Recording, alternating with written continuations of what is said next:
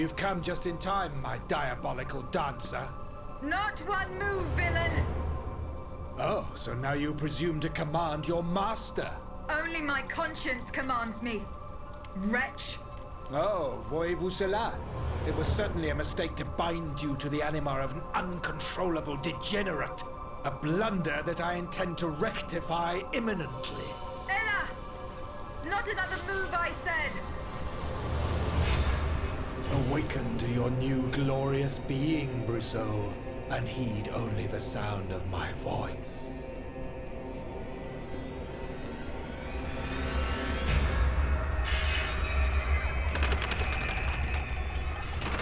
Get rid of this nuisance once and for all!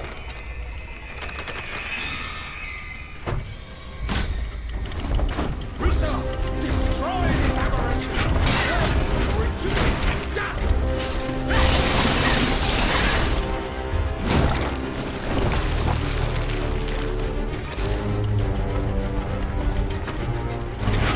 You've done well, ex nihilo ad nihilum.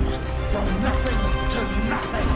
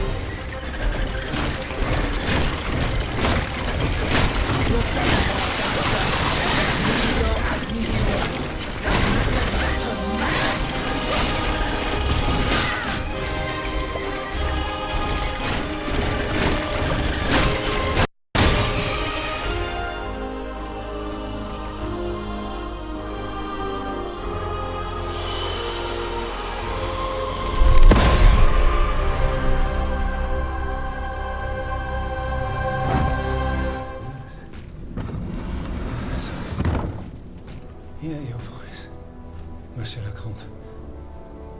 Only your voice. Obey. I must obey. The dancer. Kill the dancer. Nom de chien. Aled! They're going to kill me! It's all right. No one here wants to hurt you, Citoyen Brissot.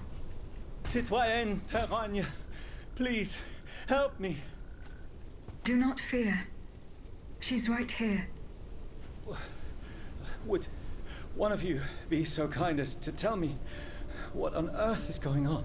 Don't be afraid, Pierre. We'll explain everything as soon as we're on our way. Yes, you're right. Let's hurry to the Cordelier. Abbé Gregoire promised we would be safe there. I can attest to that, Citoyen.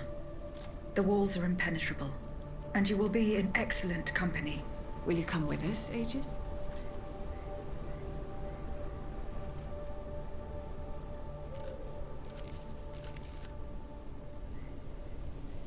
Yes, let's go. We've spent too long in this gruesome place.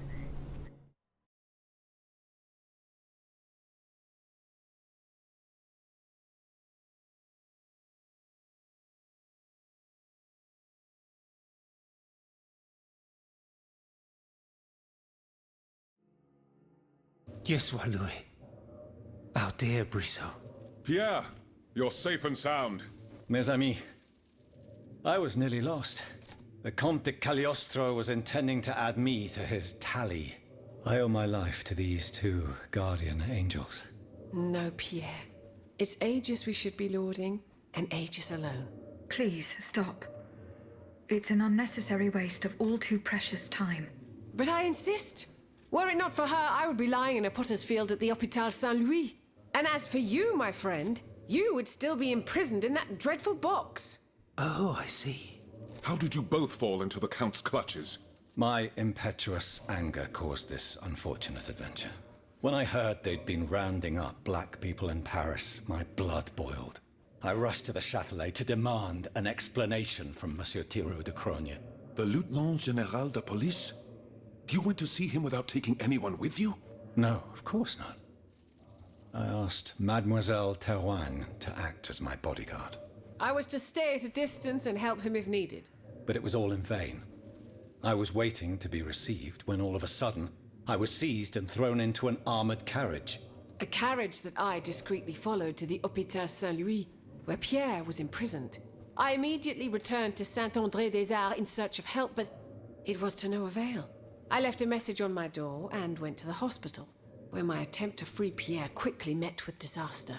If Aegis hadn't answered my call, we would have been done for. Bless you, ma chère.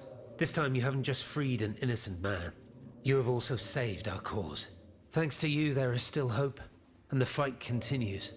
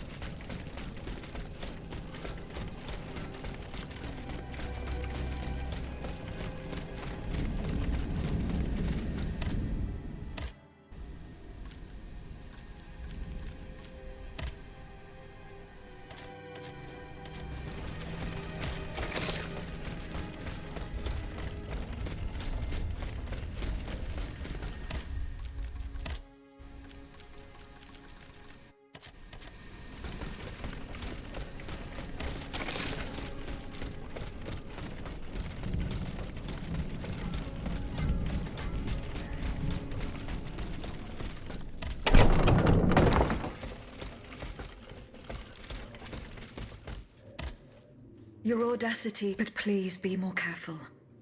Something terrible could happen if you rush headlong into the fray. I care not about my fate, Aegis.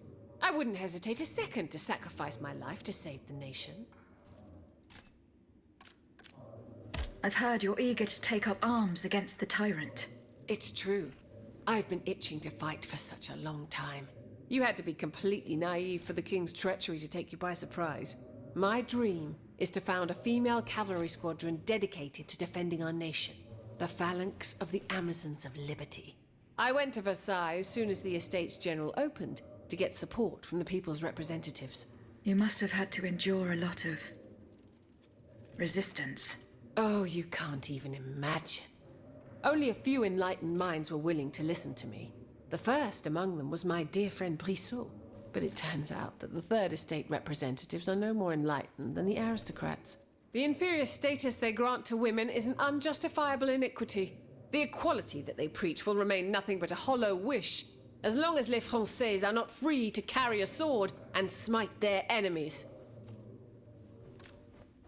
Some people fault you for not acting like a woman. It seems they'd rather see you performing domestic tasks in service of a husband. A citoyenne owes her life to her country, not to some man who sees her as nothing more than an obedient servant. It is time for us women to break our chains, to do away with the ignorance, arrogance, and injustice that keep us in thrall. I, for one, want the honor of dying for freedom, and to show these backward, prejudiced boors that we are not inferior to them, whether in virtue or in bravery. You certainly gave a brilliant demonstration of your argument earlier. Au plaisir, citoyenne.